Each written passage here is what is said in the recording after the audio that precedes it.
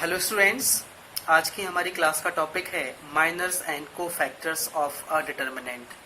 तो सबसे पहले अपन माइनर्स को डिस्क्राइब करते हैं। यहाँ पर भी note,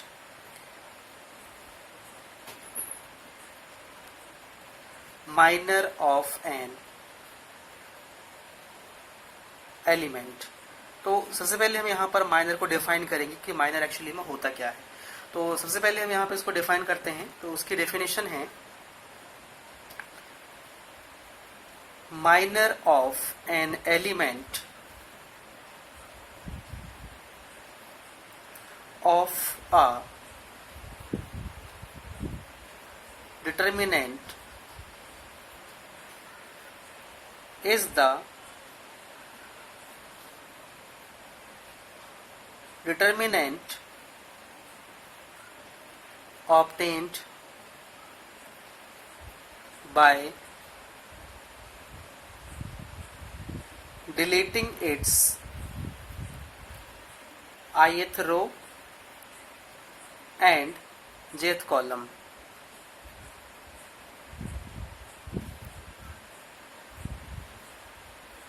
Minor of an element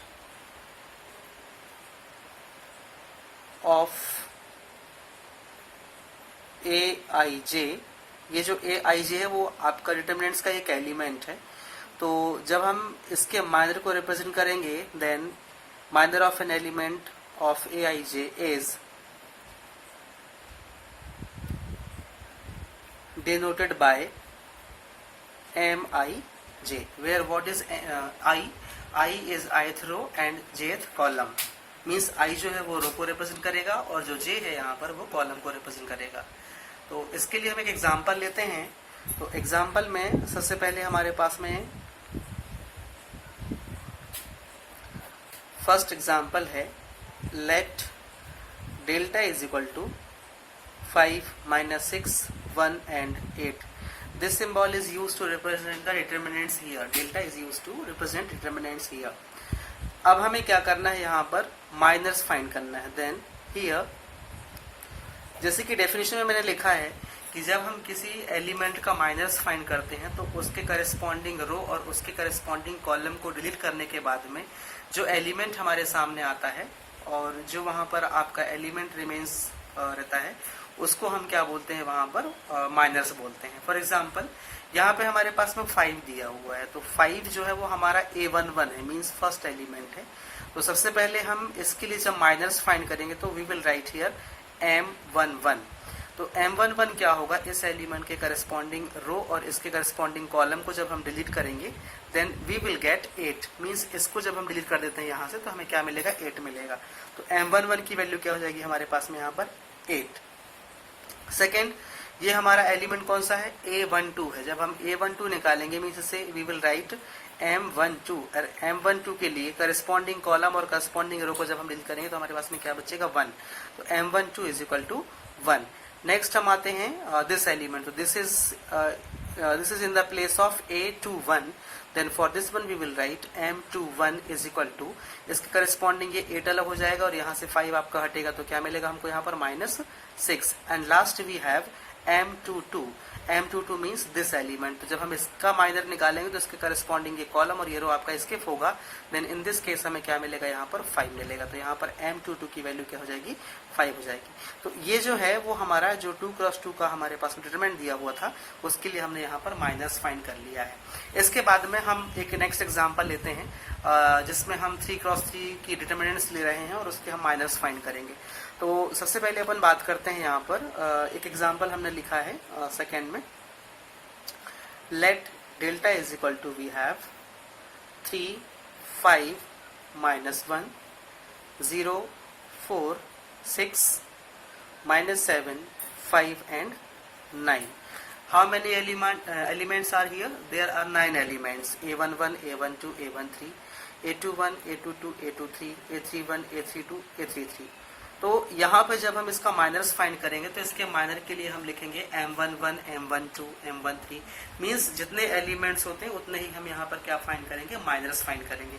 तो सेम इसमें सैरस रूल का कॉन्सेप्ट यूज करते हैं अपन। तो सबसे पहले हमने लिया है यहाँ पे 3 किसकी प्लेस में है आपका A11 के लिए हम लिखते हैं M11, तो M11 में आपका हो जाएगा इसके करस्पॉन्डिंग कॉलम, रो और कॉलम जब हम स्किप करेंगे तो हमारे पास में मिलेगा 4, 6, 5 और 9। इसे हम जब एक्सपेंड करेंगे तो 4, 9 चाहिए हो जाएगा आपका 36 माइनस 5, 6 से 30 दैट इज 6। तो जो आपकी M11 की वैल्यू क्या हो जाएगी यहाँ पर 6। नेक्स्ट हमारे पास में हम लेते हैं 5, ये हमारा M12 होगा। तो M12 के लिए we will write corresponding column row, जब स्किप करेंगे तो 0, 6, minus 7 and 9 we will get here, and when we multiply तो 0, 9 यहाँ पे 0, माइनस 6, 7 चाहिए हो जाएगा आपका 42, तो माइनस प्लस 42 दैट इज आपको 42 यहाँ पर मिलेगा। Next we have to find M13। M13 means this element, तो इसके करस्पॉन्डिंग रो और कॉलम जब हम स्किप करेंगे तो वी विल गेट 0, 4, माइनस 7, 5, ये हो जाएगा 5, 0, 0, माइनस प्लस होगा, देन प्लस 6, 4 से ये हो जाएगा आपका 7, 4 से 28, तो ओवरऑल कितना मिलेगा आपको 28। ये आपका M13 निकल गया। नेक्स्ट हमें फाइंड करना है M21, तो M21 के करस्पॉन्डिंग जब हम रो कॉलम को स्किप करेंगे तो ये आपका रो स्किप होगा, ये कॉलम स्किप होगा, then we will get 5, minus 1, 5 और 9। इसको सॉल्व करेंगे देन वी विल गेट 5, 9 जा ये हो जाएगा 45 माइनस 5, 1 जा 5, तो प्लस 5 हो जाएगा दैट इज 50, ये 50 हमें मिलेगा। नेक्स्ट हमारे पास में आता है M22, तो M22 आप यहाँ पर इस डिटर्मिनेंट्स की हेल्प से इसके करस्पॉन्डिंग एलिमेंट आप यहाँ पर यूज करेंगे। तो M22 के लिए वी विल राइट 4 के करस्पॉन्डिंग जब हम एलिमेंट को यहाँ पर यूज करेंगे तो उसके अकॉर्डिंग हमें यहाँ पर मिलेगा 22 में 3, माइनस 1, माइनस 7 एंड यहाँ पर हमें मिलेगा 9 मिलेगा। जब हम इसको एक्सपेंड करेंगे तो 3, 9 ये हो जाएगा आपका 27, माइनस ये माइनस मल्टीप्लाई होकर प्लस होगा तो 7 हो जाएगा, दैट इज ये मिलेगा आपको 20। नेक्स्ट हमें फाइंड करना है M31, तो M31 मीन्स दिस, इसके करस्पॉन्डिंग हमको एलिमेंट फाइंड करना है। यहाँ पर इसके करस्पॉन्डिंग जब हम एलिमेंट फाइंड करेंगे तो इसके लिए हम लिखेंगे यहाँ पर डिटरमिनेंट्स में हमारा हो जाएगा M31 के लिए वेट M22 हुआ अभी हमारा M23 फाइंड करना है। तो M23 के लिए हम लिखेंगे जो हमारे एलिमेंट बनेंगे वो बनेंगे यहाँ पर 3, 5, माइनस 7 और 5। इसको जब हम सॉल्व करेंगे तो हो जाएगा 3, 5 जा 15, माइनस प्लस 7, 5 जा 35 हो जाएगा। तो जब हम इसको ऐड करेंगे तो we will get 50 here. Now अब हमें निकालना है M31, तो M31 के लिए जो आपका ये लास्ट एलिमेंट होगा इसके करस्पॉन्डिंग ये रो और कॉलम इसके करोगे तो बचेगा आपके पास में 5, minus 1, 4 and 6, then we will write 5, minus 1 here, minus 5, minus 1 and 4, एक सेकेंड यहाँ पे लास्ट में आपका 4 ही था, यस, तो 5, minus 1, 4 and 6 for this one we will write, ये हो जाएगा आपका 4 and here you will write 6। तो इसके करस्पॉन्डिंग आपको मिलेगा आंसर में 5, 6 ये हो जाएगा आपका 30, माइनस प्लस होगा 4, 1 जा 4 that is 34 you will gate. Next आपका है M32, तो for M32 you will right 3, minus 1, 0 and 6, and जब इसको आप सॉल्व करोगे तो 3, 6 जा 18 माइनस 0 दैट इज आपको मिलेगा यहाँ पर 18। एंड लास्ट आपका है M33, तो M33 के अकॉर्डिंग जब आप एलिमेंट लिखेंगे तो ये हो जाएगा आपका 3, 5, 0 एंड 4, एंड जब इसे आप सॉल्व करेंगे 3, 4 जा 12, माइनस 5, 0 जा 0, तो ये मिलेगा आपको 12। तो इस तरीके से हम क्या फाइंड कर सकते हैं, किसी भी गिवन डिटर्मिनेंट से उसके माइनस फाइंड कर सकते हैं। अगर उस डिटर्मिनेंट्स में टोटल 4 एलिमेंट्स हैं देन जो माइनस होंगे वो भी कितने होंगे, 4 होंगे। सिमिलरली अगर आपको 3x3 का डिटर्मिनेंट दिया हुआ है और उसके अगर आपको माइनस फाइंड करने हैं तो ऐसे केस में भी आपको कितने माइनस मिलेंगे, उसके 9 एलिमेंट्स तो 9 माइनस मिलेंगे। देन आई होप कि आपको जब आगे कोई भी क्वेश्चन यहाँ पर दिया जाएगा, क्योंकि अभी जो वर्कशीट आपको प्रोवाइड की जाएगी उसमें आपको माइनस को फैक्टर्स वगैरह फाइंड करना होगा, तो माइनस का कॉन्सेप्ट आई थिंक आपको क्लियर हो गया होगा और उसके अकॉर्डिंग आप उसके क्वेश्चंस को भी सॉल्व कर सकते हैं। अब हम आगे स्टार्ट कर रहे हैं कोफैक्टर्स। माइनस निकालने के बाद हम कोफैक्टर्स कैसे फाइंड करेंगे, तो उसके लिए हम आगे उसको डिफाइन करने जा रहे हैं। देन हमारा टॉपिक है कोफैक्टर ऑफ एन एलिमेंट। तो इसके लिए हम सबसे पहले इसकी डेफिनेशन लिखते हैं। तो इसकी डेफिनेशन है cofactor of an element aij is defined by aij means जब हम कोफैक्टर को डिफाइन करेंगे तो हम क्या यूज करेंगे, यहाँ पर कैपिटल ए यूज करेंगे, इज इक्वल टू इसके लिए हम फॉर्मूला यूज करेंगे -1 whole raised to the I plus J dot M I J. Means इसको निकालने के लिए आपको सबसे पहले क्या निकालना पड़ेगा, minors. Without minors you can find cofactors, where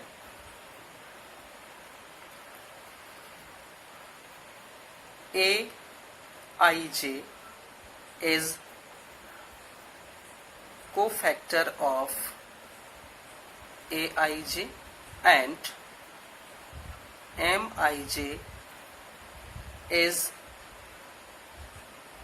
minor of aij। इसके लिए हम एक एग्जांपल लेते हैं। तो एग्जांपल में हम आपको 3x3 का एक एग्जांपल यहाँ पर शो करते हैं और उसके अकॉर्डिंग हम इसके कोफैक्टर्स यहाँ पर फाइंड करते हैं।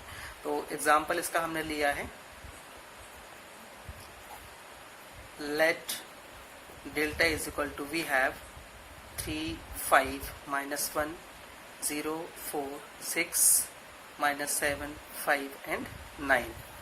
सबसे पहले हम क्या करेंगे, इनका माइनर फाइंड करेंगे और माइनर फाइंड करने के बाद में जो हमें फॉर्मूला यूज करना है, तो फॉर्मूले के लिए हम यहाँ पर यूज करेंगे ए आई जे, जैसे कि मैंने यहाँ पर लिखा है a I J is equal to -1 i plus j. तो सबसे पहले हम इसको फॉर्मूले बेस पर करते हैं, फिर इसका मैं आपको शॉर्ट ट्रिक बता दूंगा। मींस माइनर्स फाइंड करने के बाद में डायरेक्ट आप वहां से कोफैक्टर्स निकाल सकते हैं विदाउट अप्लाइंग द फॉर्मूला। उसके लिए एक ट्रिक है जो हम इसके बाद डिस्कस करेंगे। तो सबसे पहले हम यहाँ पर जितने भी हमारे माइनर्स निकलने वाले हैं, तो माइनर्स के अकॉर्डिंग हम उसका क्या निकालेंगे, कोफैक्टर्स। तो सबसे पहले अपन बात करते हैं कि जैसे यहाँ पर हमें ये 3 दिया हुआ, तो इसका हमें पहले क्या निकालना है, माइनस निकालना है। तो जब हम माइनस निकालेंगे तो m11 की वैल्यू हमारे पास में यहाँ पर हो जाएगी 4 6 5 और 9। इसको जब हम सॉल्व करते हैं तो वी विल गेट 4 9 जा, ये मिलेगा हमको 36 माइनस 5 6 जा, ये मिलेगा हमें 30 मिलेगा। तो ये हो जाएगा आपका 30। तो 36 माइनस 30 यू विल गेट 6। तो जो m11 की वैल्यू है वो क्या है हमारे पास में यहाँ पर 6 है। इसके बाद हम फाइंड करते हैं इसका क्या, m12। तो m12 के अकॉर्डिंग ये आपके इसके अकॉर्डिंग ये कॉलम और ये आपका रो स्किप होगा, then you will get 0 6 -7 and 9। तो ये बन जाएगा 0 9 जा 0, माइनस माइनस प्लस हो जाएगा, तो 6 7 जा, ये हो जाएगा आपका 42। तो यहाँ पर आप लिखेंगे क्या, 42। ये आपका m12 आ गया। Same you have to find m13 find करने के बाद में आप यहाँ पर कैसे लिखोगे इसको, इसके करस्पॉन्डिंग आपको निकालना है। तो यहाँ पर ये कॉलम और ये रो स्किप होगा आपका, तो मिलेगा 0 4 -7 5, 0 4 -7 and 5, then you will get 5 0 से 0 हो जाएगा, माइनस माइनस प्लस, तो 7 4 जा, ये 28 होगा। तो इक्वल टू में हमको मिलेगा यहाँ पे क्या, 28। नाउ नेक्स्ट अब हमें फाइंड करना है m21। जैसे भी मैंने इसके पहले वाले क्वेश्चन में आपको सॉल्व करवाया था, वैसे ही आपको यहाँ पर पहले क्या फाइंड करना है, माइनस फाइंड करना है। तो m21 के लिए जब हम एलिमेंट लिखेंगे तो यहाँ पर हमारे पास में जो बचेगा मेजरमेंट्स वो बचेगा 5 -1 5 और 9। इसके अकॉर्डिंग हम लिखेंगे 5 9 जा 45, माइनस माइनस प्लस हो जाएगा, तो 5 1 जा 5, ये हो जाएगा आपका क्या, 50। Now m21 you have to find, m22 you have to find here. तो m21 के लिए हम ये 4 के अकॉर्डिंग जब एलिमेंट यूज करेंगे तो वी विल गेट 3 -1 3 -1 और यहाँ पर -7 और 9। तो एक्चुअली में जो हमने एग्जाम्पल अभी पहले वाले में लिया था, सेम वही एग्जाम्पल हमने यहाँ पर यूज किया है। तो इसके अकॉर्डिंग हमें यहाँ पर जो वैल्यू मिलेगी वो मिलेगी 3 9 जा 27, माइनस माइनस प्लस होकर ये माइनस साइन रहेगा और यहाँ पर मिलेगा 7 1 जा 7, देन वी विल गेट 20। तो इसके पहले वाले क्वेश्चन में जैसे मैंने सॉल्व करवाया है आपको और वहाँ पर जो हमने माइनर फाइंड किया है, तो उसके अकॉर्डिंग हम क्या करते हैं, यहाँ पर बाकी के एलिमेंट्स को मैं एज इट इज यहाँ पर नोट करता हूँ। तो जैसे हमने m22 फाइंड कर लिया, वैसे ही हमको इसके पहले वाले क्वेश्चन में सेम क्वेश्चन है वो। तो m22 के बाद में m23 जब निकालेंगे तो m23 की वैल्यू हमें मिलेगी यहाँ पर 50। फिर इसके बाद में हो जाएगा आपका m31, वी विल गेट 34। जो आपका m32 होगा वो होगा आपका 18 एंड लास्ट जो आपका m33 होगा वो मिलेगा आपको 12। ये हमने अभी लास्ट वाले क्वेश्चन में इसको फाइंड कर लिया है। नाउ इन वैल्यूज के अकॉर्डिंग हमें क्या फाइंड करना है, इसका कोफैक्टर निकालना है। तो यहाँ पे माइनस की जो वैल्यू हमने अभी लास्ट में फाइंड किया था वो वैल्यूज मैंने यहाँ पर एज इट इज नोट किया है। अब इन वैल्यूज के अकॉर्डिंग हमें क्या निकालना है, कोफैक्टर्स फाइंड करना है। तो कोफैक्टर्स के लिए जैसे मैंने पहले एक फॉर्मूला लिखाया था, aij is equal to -1 whole raise to the i plus j dot mij। तो हम यहाँ पर सबसे पहले m11 के लिए जब कोफैक्टर निकालेंगे तो we will write a11 is equal to -1 whole raise to the power 1 plus 1। यहाँ पे i प्लस j होता तो i और j दोनों क्या है, यहाँ पर 1 1 है तो 1 प्लस 1 डॉट mij। तो mij मीन्स m11। तो यहाँ पर -1 की पावर 2 हो जाएगा। जब भी -1 में ऑड इवन पावर होगा तब उस टाइम पे जो उसकी वैल्यू होगी क्या होगी, पॉजिटिव होगी। तो in this case what you will gate, हमें जो 6 है वो 6 हमको एज इट इज मिलेगा। सेकेंड केस में जब हम a12 फाइंड करेंगे तो a12 के लिए फॉर्मूला हो जाएगा -1 whole raise to the 1 plus 2। यहाँ पे i आपका 1 है, j आपका 2 है तो 1 प्लस 2 डॉट m12 की वैल्यू 42 है, बट यहाँ पर -1 whole raise to the power 3 जो है वो ऑड नंबर है। तो ऑड नंबर के केस में -1 की पावर 3 है, मतलब -1 मिलेगा और -1 into 42 what you will get -42। Same next हमें मिलेगा a13। तो a13 में -1 whole raise to the power 1 plus 3 और यहाँ पर जाएगा आपका m13। तो यहाँ पर m13 की वैल्यू 28 है और -1 की पावर 4 मतलब 1 ही मिलेगा, तो 1 into 28 what you will get 28। Next हमें निकालना है a21। तो a21 में -1 whole raise to the power 2 plus 1 dot m21। तो -1 की पावर 2 प्लस 1 मतलब क्या मिलेगा, 3। तो -1 की पावर 3 मतलब क्या आ जाएगा, -1 और -1 इंटू m21 मीन्स 50। तो 50 इंटू -1 मीन्स -50। नेक्स्ट a22 में फॉर्मूला जाएगा -1 whole to the power 2 plus 2 dot m22। तो -1 की पावर 4 मतलब ये हो जाएगा आपका +1 इंटू m22 दैट इज 20। तो ये हो जाएगा आपका क्या, 20। नेक्स्ट आपका है a23 में फॉर्मूला होगा -1 whole to the power 2 plus 3 that is odd dot m23 की वैल्यू हमारे पास में कितनी दी हुई है, यहाँ पर अगेन 50 है बट यहाँ पर ऑड है तो 50 इंटू -1 मतलब -50। नेक्स्ट है हमारा a31। तो for a31 we will write -1 whole to the power 3 plus 1 dot m31। तो 3 प्लस 1 दैट इज 4। तो -1 की power 4 means even number means +1। तो 1 इंटू m31 कितना है, 34। तो 34 इंटू 1 कितना जाएगा यहाँ पर, 34। नेक्स्ट आपका हो जाएगा a32 that is -1 whole to the power 3 plus 2 dot m32। 3 plus 2 मतलब 5। तो -1 की पावर 5 मतलब -1 और -1 into 18 that is -18। And last element हमारे पास में है a33। जब हम इसको सॉल्व करते हैं तो -1 whole raise to the power 3 plus 3 dot m33। तो 3 प्लस 3 दैट इज 6। तो -1 की पावर 6 मतलब +1 into m33 that is 12 into 1 मतलब क्या हो जाएगा, 12। तो इस तरीके से हम क्या कर सकते हैं, माइनस और कोफैक्टर्स फाइंड कर सकते हैं। इसका शॉर्ट ट्रिक मैंने आपको बोला था बताने के लिए। तो शॉर्ट ट्रिक इसका ये है कि जैसे आपने यहाँ पर माइनस फाइंड कर लिया, अब माइनस के बाद में आपको क्या निकालना है, कोफैक्टर्स निकालना है। तो कोफैक्टर्स में हमको तो मालूम हो गया कि कोफैक्टर्स को अपन कैपिटल ए से रिप्रेजेंट करेंगे। तो जब हम उसको कोफैक्टर के फॉर्म में रिप्रेजेंट कर रहे होते हैं तब आप यहाँ की वैल्यूज को देखिए। ये जो वैल्यूज आपकी लिखी हुई दैट इज 1। अगर ये 1 प्लस 1 क्या है, इवन है, तो यहाँ पर जो नंबर है वो एज इट इज किस में लिखा जाएगा, आपका कोफैक्टर्स में लिखा जाएगा। लेकिन अगर यहाँ का वैल्यू जो अगर वो है वो क्या है, ऑड नंबर है, तो यहाँ की वैल्यू का साइन चेंज होता है। दैट इज ये 1 प्लस 1 क्या था, इवन। तो इवन मतलब नो चेंज, तो 6 का 6 ही आया। यहाँ पे 1 प्लस 2 क्या है, ऑड है, तो ऑड मतलब 42 के साथ में क्या लग जाएगा, माइनस लग जाएगा, तो यहाँ पे जाएगा आपका -42। सेम 1 प्लस 3 क्या है, इवन नंबर, इवन मतलब नो चेंज, तो 28 आएगा यहाँ पर। सॉरी, ये आपका m13 24 लिख दिया मैंने, ये 28 था यहाँ पर, तो इसको आप 28 लिखिएगा, ये 28 इस तरीके से। फिर m21 आप निकालेंगे तो 2 plus 1 that is odd, odd मतलब माइनस लग जाएगा, ये -50 आ गया। फिर m22 22 plus 2 even number, no change, तो यहाँ पे 20 रहेगा। m23 ऑड नंबर मतलब माइनस से मल्टीप्लाई होगा तो -50। 31 3 प्लस 1 मतलब 4 इवन नंबर, नो चेंज, 34 ऐसे रहेगा। 32 odd number, you will multiply by -1 तो -18। एंड लास्ट 3 प्लस 3 मतलब इवन नंबर यानी कि नो चेंज, तो यहाँ पे 12 का 12 भी रहेगा। तो इस तरीके से आप किसी भी डिटर्मिनेंट्स का माइनस और कोफैक्टर्स फाइंड कर सकते हैं। इसके बाद हमारा नेक्स्ट टॉपिक है expansion of a determinant in terms of cofactors। तो इसके लिए हम क्या करते हैं, एक यहाँ पर पहले डिटर्मिनेंट्स लेते हैं। सपोज वो हमारा डेल्टा इज इक्वल टू है, जो एलिमेंट्स है वो ऐसे लिखते हैं अपन a11, a12, a13, a21, a22, a23 and last a31, a32 and a33। ये हमारे पास में क्या दिया हुआ, डिटर्मिनेंट दिया हुआ है। देन तो जिस तरीके से यहाँ पर हमको एलिमेंट दिए हुए हैं, इनके अकॉर्डिंग हम इनको एक्सपेंड करते हैं। तो सबसे पहले अपन लिखते हैं यहाँ पर then using first row. First row के अकॉर्डिंग जब हम इसको एक्सपेंड करेंगे, देन जो इसका फॉर्मूला बनेगा वो बनेगा delta is equal to a11 dot a11। यहाँ पे ध्यान देना, जो आपका स्मॉल a11 है this is the element and a11 जो है वो क्या है यहाँ पर कोफैक्टर। और कोफैक्टर कैसे निकालेंगे आप, जैसे मैंने आपको इसके पहले वाले क्वेश्चंस में वेरीफाई करके दिखाया है और उसको हमने सॉल्व किया है। माइनस निकालने के बाद में फिर हमने कोफैक्टर्स फॉर्मूले से निकाला है। तो कोफैक्टर निकालने की पूरी मेथड आपकी किसकी रहेगी, जैसे अपन ने पहले वाले क्वेश्चंस में किया हुआ है।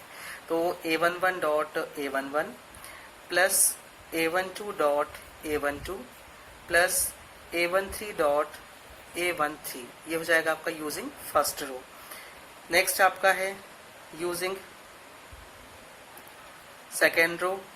तो सेकेंड रो के अकॉर्डिंग आपका फॉर्मूला बनेगा a21 डॉट a21 प्लस यहाँ पर स्मॉल में a22 dot a22 plus a23 dot a23। एक एलिमेंट है और एक आपका कोफैक्टर है। नेक्स्ट आपका है using third row. Third row के अकॉर्डिंग आपका फॉर्मूला बन जाएगा delta is equal to a31 dot a31 plus a32 dot a32 plus a33 dot a33। तो इस तरीके से आपका रो के अकॉर्डिंग जो डिटर्मिनेंट्स है उसका आपका एक्सपेंशन होगा यहाँ पर। नेक्स्ट है यूजिंग कॉलम 1। इसके अकॉर्डिंग जब हम लिखेंगे तो ये बन जाएगा हमारा a11 dot a11 plus a21 dot a21 plus this will be a31 dot a31। ये आपका फर्स्ट कॉलम के अकॉर्डिंग एक्सपेंशन होगा इसका। नेक्स्ट हमारे पास में है यूजिंग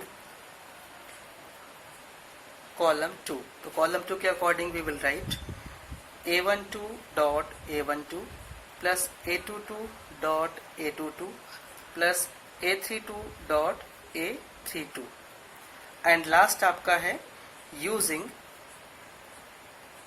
कॉलम 3। इसके लिए आप जब एक्सपेंड करोगे तो ये आपका डेल्टा इज इक्वल टू था, ये भी आपका क्या है डेल्टा इज इक्वल टू है and last del is equal to हो जाएगा आपका a13 dot a13 plus a23 dot a23 plus a33 dot a33। तो इस तरीके से आप किसी डिटर्मिनेंट्स को करस्पॉन्डिंग रोज और करस्पॉन्डिंग कॉलम्स के अकॉर्डिंग क्या कर सकते हैं, एक्सपेंड कर सकते हैं। ऐसा आपको क्वेश्चन में पूछा जाएगा कि आपको using cofactors and using which rows और कॉलम्स आपको वहां पर एक्सपेंड करना है। तो उसके लिए हम अभी एक क्वेश्चन लेने जा रहे हैं और उस क्वेश्चन के अकॉर्डिंग मैं आपको इसको एक्सप्लेन कर देता हूँ कि हम यूजिंग कोफैक्टर्स किसी भी डिटर्मिनेंट्स को हम कैसे एक्सपेंड करते हैं। तो उसके लिए एक एग्जांपल हमारे पास में दिया हुआ है, क्वेश्चन हमारे पास में दिया हुआ है using cofactors of element of second row evaluate del is equal to 5, 3, 8, 2, 0, 1, 1, 2 and 3। यहाँ पर क्वेश्चन में दिया हुआ है using cofactors of element of second row. तो second row means this row, this is the second row 2, 0 और 1। तो इसके जो एलिमेंट है हमारे पास में वो है a21 is equal to 2, a22 is equal to 0 and जो आपका लास्ट एलिमेंट है दैट इज a23, इसकी वैल्यू क्या है हमारे पास में 1 है। तो इसके करस्पॉन्डिंग हमारा जो फॉर्मूला बनेगा, इसमें बोला है यूजिंग सेकेंड रो, तो फॉर्मूला बनेगा a21 dot a21 plus a22 dot a22 plus a23 dot a23। तो यहाँ पर जो A21, A22 और A23 है ये तो हमें क्वेश्चन में गिवन है, लेकिन हमें फाइंड क्या करना है, यहाँ पर A21 फाइंड करना है, A22 फाइंड करना है और A23 यहाँ पर फाइंड करना है। तो इसके लिए सबसे पहले हमें क्या निकालना पड़ेगा, M21 निकालना पड़ेगा। तो जब हम यहाँ पर M21 निकालेंगे तो M21 के लिए हम इसके करस्पॉन्डिंग रो और इसके करस्पॉन्डिंग कॉलम स्किप करेंगे तो हमें मिलेगा 3, 8, 2 और 3, ये आपका 3 दिया हुआ है यहाँ पर। देन मल्टीप्लाई करने पे मिलेगा हमको 3 3 जा 9 माइनस 2 8 जा 16, तो 9 ये 16 होगा, तो 9 माइनस 16 यहाँ पर हमें क्या मिलेगा, -7। तो जो आपका M21 है वो क्या है आपका यहाँ पर -7 you will get here. Next आपके पास में जो दिया हुआ है वो है M22। M22 आपको निकालना है, तो M22 के लिए हम लिखेंगे यहाँ पर जो आपका ये है M22, इसके करस्पॉन्डिंग कॉलम और रो अलग होगा, तो ये मिलेगा हमको क्या यहाँ पर 5, 8, 1 और 3। इसको एक्सपेंड करने पे हमें मिलेगा 15, 5 3 15 माइनस 1 8 8, तो ये मिलेगा हमको इक्वल टू में 7। और फिर लास्ट हमारा है M23। तो M23 के लिए हमारे पास में रहेगा ये इसके करस्पॉन्डिंग जो हमें एलिमेंट मिलेंगे वो मिलेंगे 5, 3, 1 और 2। Then here we will get 5 2 is 10 minus 1 3 is 3, that is 7। तो यहाँ पर भी हमें क्या मिलेगा, 7 मिलेगा। ओके, तो यहाँ पर मैंने जो माइनस हमने फाइंड किया उसकी वैल्यू मैंने नोट कर लिया है। M21 की वैल्यू -7 है, M22 की वैल्यू 7 है और M23 की वैल्यू क्या है, 7 है।